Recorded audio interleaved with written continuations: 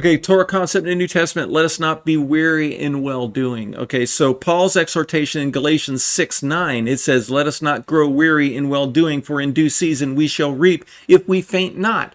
Okay, so this finds strong thematic resonance in the Torah.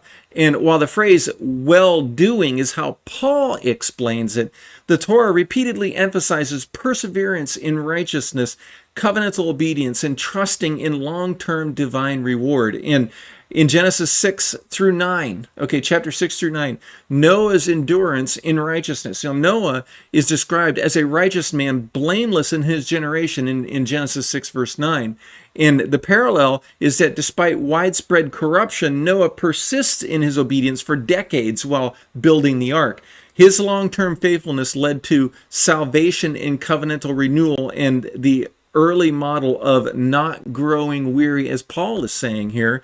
And the next example is Genesis 39 to 41. Joseph and his faithfulness amid his trials. Joseph consistently acts with integrity despite betrayal, slavery, and imprisonment.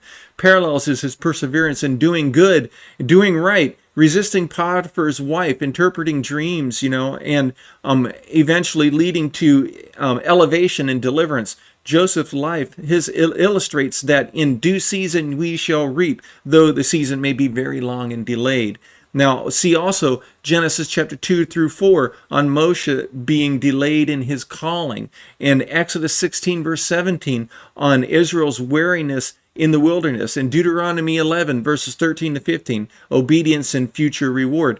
God says, if you indeed obey my commandments, then I will give the rain for your land in its season. So doing good, doing right, listening to the Lord, obeying him yields harvest in its due season. And so the Torah links sustained obedience and long-term blessing, echoing Paul's agricultural metaphor, right? And Paul's call to not grow weary in doing good is deeply aligned with Torah ethics. And the Torah affirms that righteousness often requires endurance, and that divine reward may be delayed, but it is certain, right? Because it is the promise of God. Again, this is how Paul in the New Testament taught Torah. The Torah has not passed away.